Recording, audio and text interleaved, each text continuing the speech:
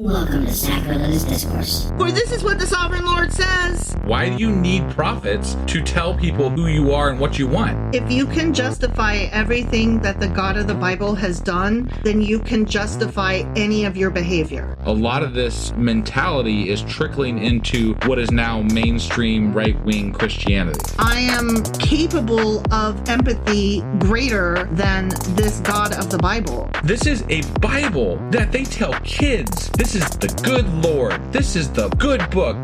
He is fantasizing about murder, mass murder. Head over to sacrilegiousdiscourse.com right now to find out how to leave us a review or support us on Patreon.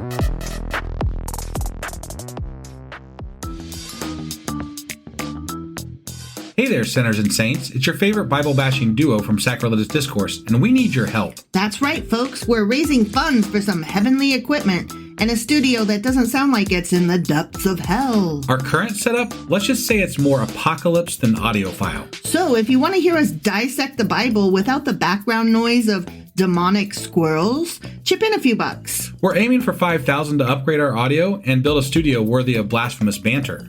Donate today and help us spread the good word of atheism. You can find a link right on our homepage, sacrilegiousdiscourse.com. Every dollar counts. Even if it's from your collection plate. Husband! Wife! Do you know where we are? It's been a few days. Well, we read Amos chapter 3 last time. Last time. Yes, the time that we read a chapter before. Mm-hmm. Whenever that was. Sure. Yeah. And God reminded the Israelites that he chose them. Mm-hmm. And we commented that we kind of wish that he just, could we not be chosen? Could you not pick us? We don't want to be part of this. And because mm-hmm. God's MO, mm-hmm. so to speak, in the Old Testament is you don't worship me enough and I'm going to kill you. Mm-hmm. Pretty much like consistently. Perpetual and consistent. Yeah. And even like if you do maybe repent, he still maybe will kill you. Because you're part of a crowd. Yeah. Like you can't overcome the crowd effect because he just punishes willy-nilly across the board. Or because you belong to a kingdom and your king sucks. Yeah, you can't win. No. God sucks. God's going to kill you. And you can't do anything about it. And it's just going to happen over and over and over and over again. But you're an object that belongs to him. He made you, and you should ever be grateful and never think that you deserve a day of life. You should always be grateful that he allows you to live and expect that any second you might die. That seems to track so far, yeah. Mm-hmm. Yeah, I mean, he has reasons. You don't worship him enough. It really all comes down to that, I think. Yeah. If you don't worship him enough, mm-hmm. he's going to kill you. Because and nobody apparently ever worships him enough. Capricious little prick. He really is. All right, so that was Amos chapter 3. Sure as fuck was. Which means that today we're getting into Amos chapter 4. And before we get into it, I do want to say that we are still doing a weekly wrap-up that'll be coming out on, after we finish Amos chapter 5 and the Q&A. Yeah. We kind of fell behind, so this is a little weird this week, but there will be a weekly wrap-up that encompasses everything. It's going to be more like a 2-week wrap-up, but it's a week's worth of material. Right, yeah. So it's a week's worth of material, but we have been really, really busy lately. And tired. Our schedules are just still in flux, and it makes it really hard, but we are not giving up on this project, and it is very important to us, and that's why we keep coming back, just to do whatever we can in any minute that we can. Yeah, and I've kind of jumped off the asking for help train a little bit lately. But I am going to say this, that we really would love nothing more than to do this project full time. Mm-hmm. And there's only one way we're going to get there, and that's with your help. Right. So if you have the ability to give us $12 a year, that's $1 a month, right? Help. There are levels at our Patreon as low as that. Every little bit helps. Don't think that $1 is too little. So head over to sacrilegiousdiscourse.com/Patreon. And, you can start helping us move toward what we're trying to do here. Right. And we do really, really appreciate that, guys. So just to be clear. Thank you to our Patreons already. Yes. The people who support us now, you guys are absolutely incredible. So, all right. Are you ready to jump into Amos chapter 4? Sure as fuck am. Let's do this. Okie dokie.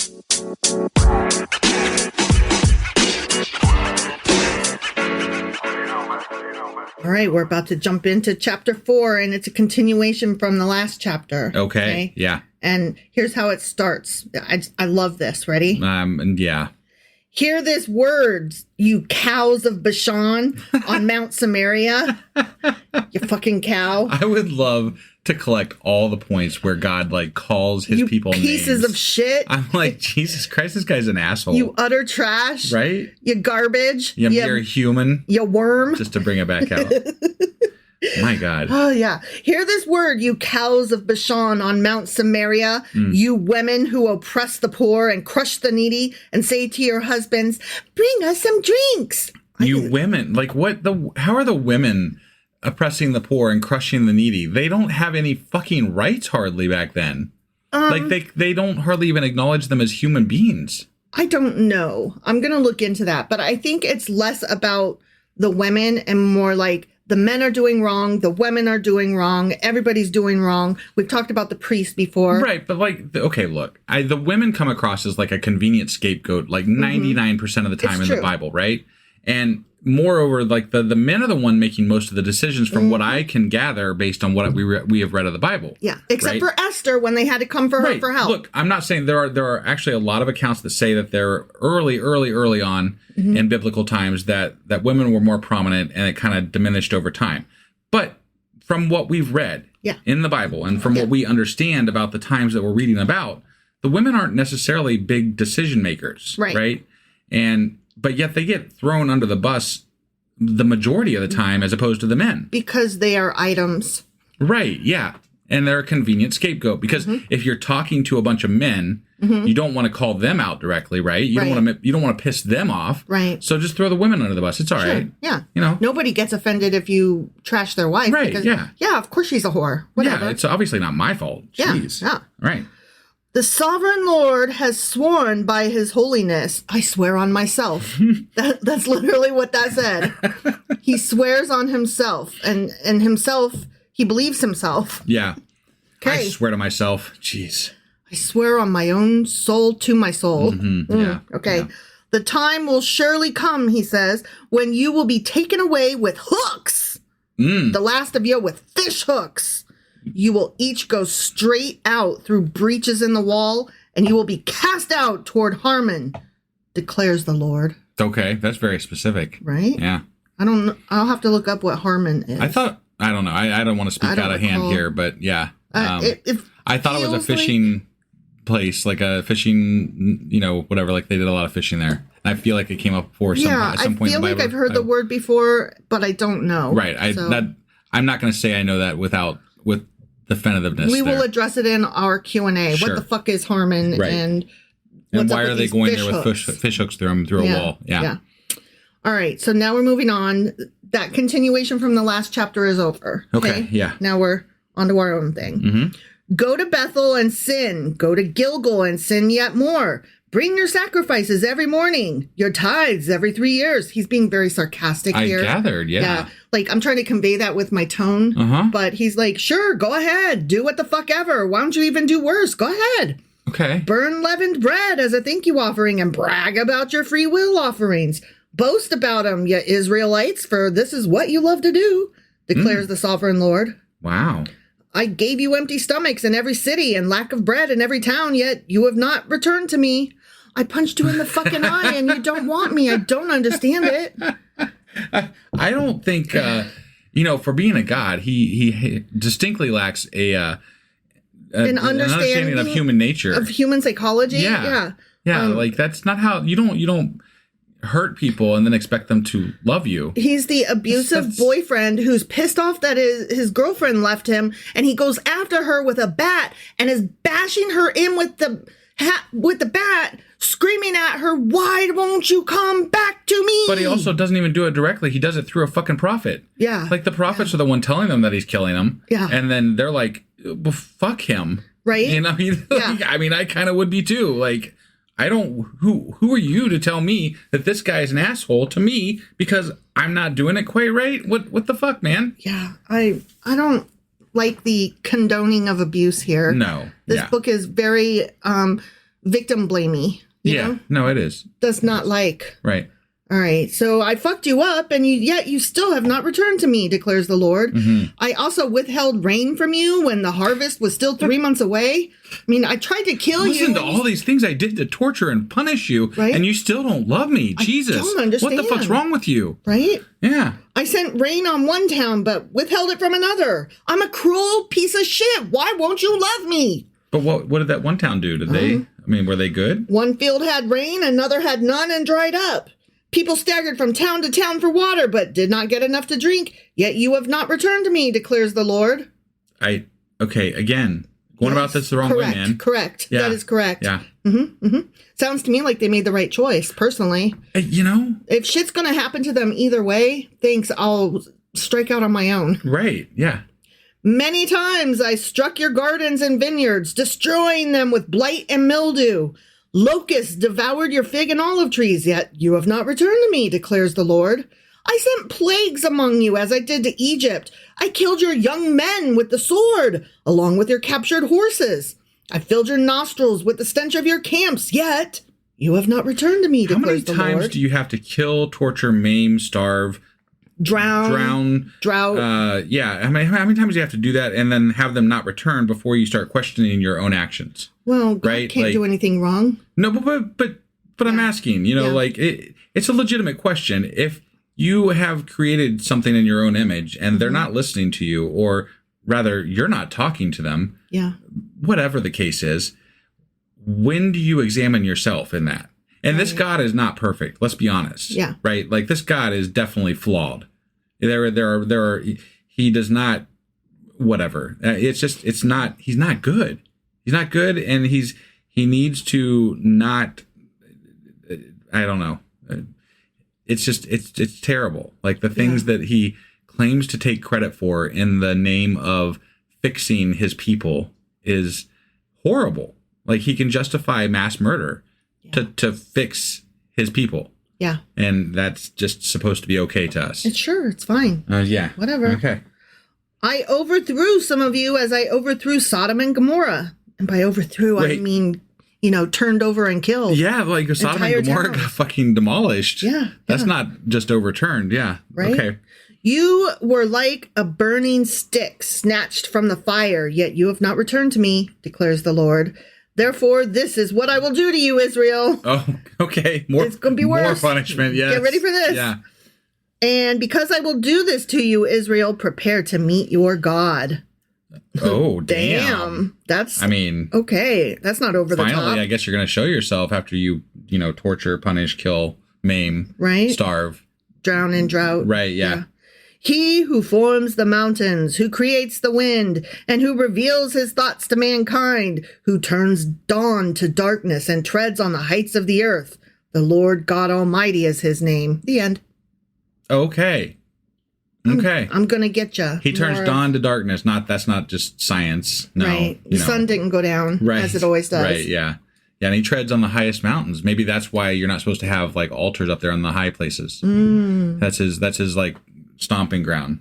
He's like, stay the fuck away from me. I'm trying to skip along. Yeah. I'm trying to do leapfrog. God damn it.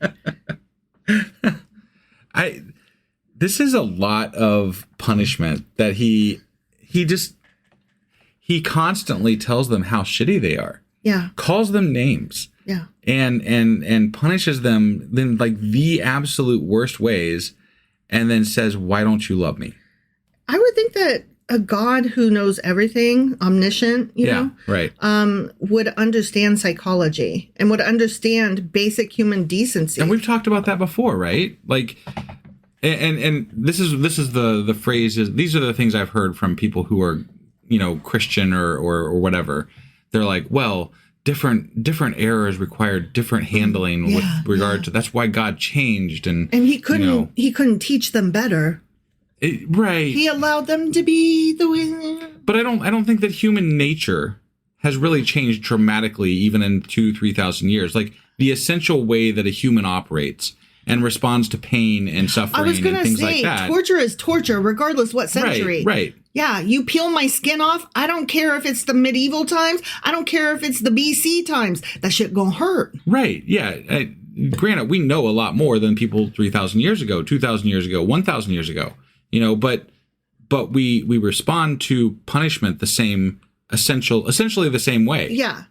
And so I just... you know what? Psychology has not changed. Right. The culture maybe has changed. Definitely. But psychology has not changed. Their willingness to accept punishment as Sure. That may have changed, but it didn't have to, right? Right. God could have told them that it was okay to be healthier mentally, right? Yeah, that's what I'm saying. He could have been like, hey, I really want to punish you, but that's on me. So why don't I...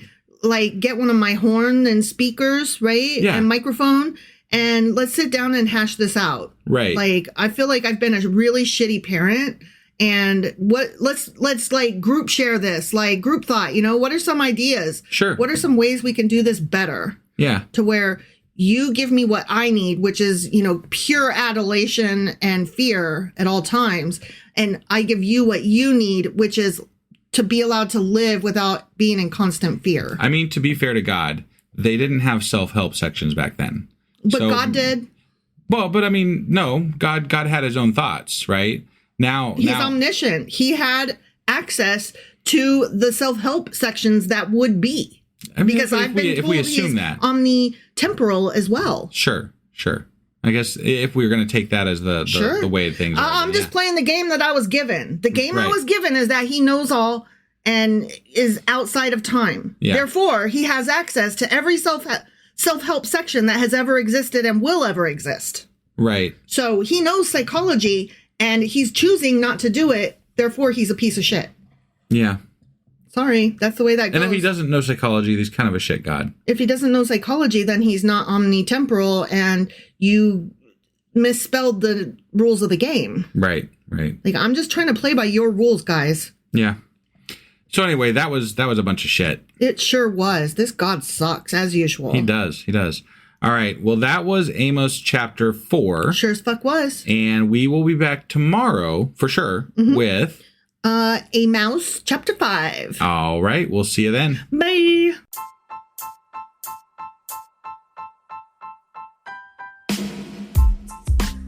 Hey, wife. I guess that's the end? But husband, that's just sad. It doesn't have to be. We are on lots of social media platforms like Twitter. Our handle there is sacrilegious_D. For D's nuts. Oh my God.